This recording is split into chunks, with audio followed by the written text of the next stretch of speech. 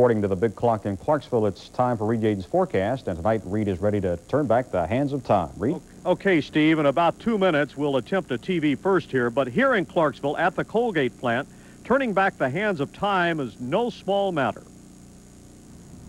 The clock has been a landmark in the Louisville area for 42 years. Before that, it was located at the Colgate plant in Jersey City, New Jersey. This is the second largest single-faced clock in the world, measuring 40 feet across. The hands on the clock have a combined total weight of over a half a ton. Electrical maintenance supervisor Mark Cook says maintenance is not really a major problem. The biggest problem we have is when we have high winds and a lot of ice and what have you. But other than that, under normal weather conditions, everything is very, very low maintenance. What's the accuracy on this clock? It's accurate within 15 seconds a month. Tell me about the days when it used to be a mechanical clock. How long did it take to wind it? It used to take 2 men, 45 minutes, twice a day to wind it up when it was all mechanical weight system. Now, at night when we look at the clock, we see the neon. I notice on the inside you have a lot of spare neon tubes. That's so that we can, when we do have an outage, we can replace it as quick as possible, and we try to keep one of each on hand so we do have a quick turnover. The big clock is powered by this small motor, 1/75th of a horsepower. It looks a lot like a sewing machine motor. The power from the motor is transferred through a series of 7 gears. The process of moving these giant clock hands tonight does require some muscle.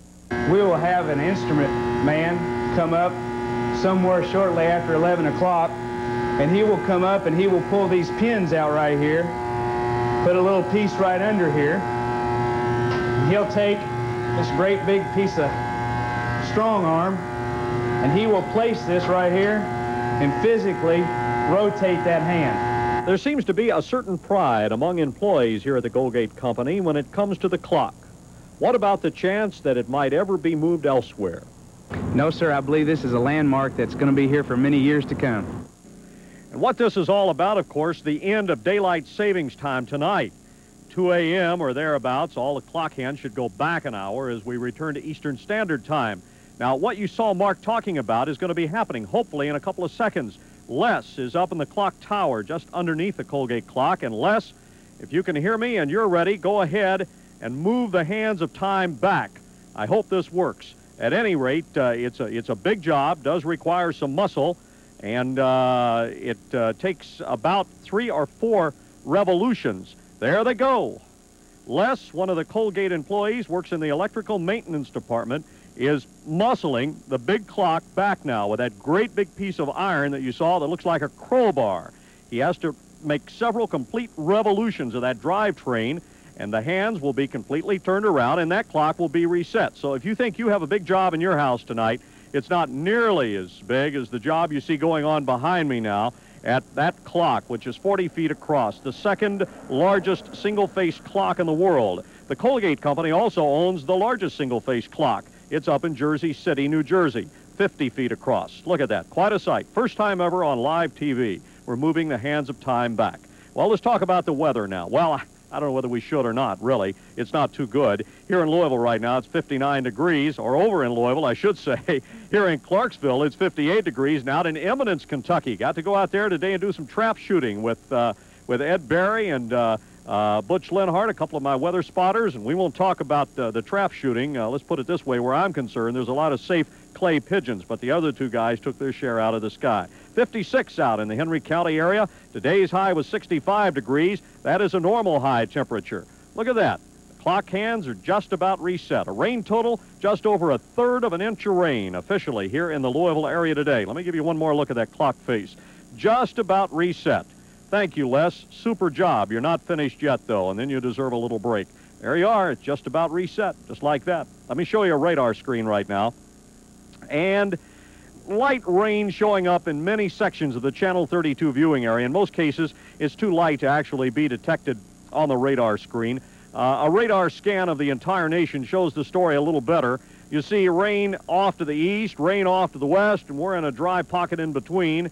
And as we look at tomorrow's weather map, you can see that the main storm system is up to our north. The cold front moved through here earlier, but The winds whipping around behind that low pressure center will keep the cloudiness in here tomorrow. Also, periods of light rain or drizzle will be persisting tonight, tomorrow night. When are we going to see the sunshine? Probably on Tuesday. Sorry about that. At least temperature is going to remain on the mild side, though. Tomorrow, the temperature band generally in the 60s through the viewing area. Not a bad day. The cooler 50s staying up to our north. Now, we'll share a forecast with you. Take a look at the reset clock hands. Don't forget to move your clock back tonight 1 hour before you go to bed. If you don't, the worst that'll happen, I guess, is that you'll be an hour early tomorrow when you go to church or wherever. For tonight, cloudy, light rain, 55 degrees. And for tomorrow, clouds, major portion of our forecast. Occasional drizzle or light rain. Tomorrow, the high will be 65 degrees. And for Monday, still mostly cloudy. We may see a few breaks in the clouds on Monday, though. The high will be 63 degrees. Steve, I'd like to thank the folks here at the Colgate Company in Clarksville for their help tonight. There you see it. Big clock, hands reset. Don't forget to take care of that yourself, Steve. By the way, you'll have a little bit of time to buy an extra round of root beer tonight, an extra hour, as a matter of fact. Listen, do you think maybe they could turn it back a little farther, like about 15, 20 years? Wouldn't that be nice? I'll talk to Les and see if he can do that. Okay, Reed, thank you very much. Life has its ups and downs. Just ask a group of Wagner High School students. They are spending this weekend participating in a tramp-a-thon. The teenagers have been taking turns jumping around the clock since Friday night. It's all sponsored by the Fellowship of Christian Athletes. Doing it to help Coach Sarah Cripple Children's Hospital and FCA Ministry.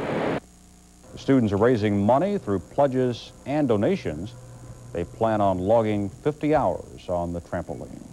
Kelly Daly has more on Winston Bennett. Steve, we'll hear from Addie Sutton and, of course, all the college football scores and more next in sports. I like the bathrooms that have the sports page. Yeah, sports page is always good, but like that one guy said, or that one woman said, whoever said it, it's better, better the advertising than the graffiti, right? I got to call that guy and tell him he can say Louisville if he wants to. Instead of Louisville. Right, Steve. I'll tell you what, the Mets are now batting in the bottom of the ninth. They're still tied up with the Red Sox, 3 runs all. Of course, the Red Sox lead that best-of-7 series 3-2. Tomorrow, the Cincinnati Bengals are in Pittsburgh to take on the Steelers. The Bengals are big 7.5-point favorites. Reed? Okay, we didn't come on early tonight. We've already reset the Colgate clock here in Clarksville. Move your clocks back an hour. Sorry about the clouds and light rain that we've got in the forecast. Stephen Kelly. Thank you, Reed. And it's opening day tomorrow at Churchill Downs. We'll have that story and more tomorrow night at 6 here on Channel 32.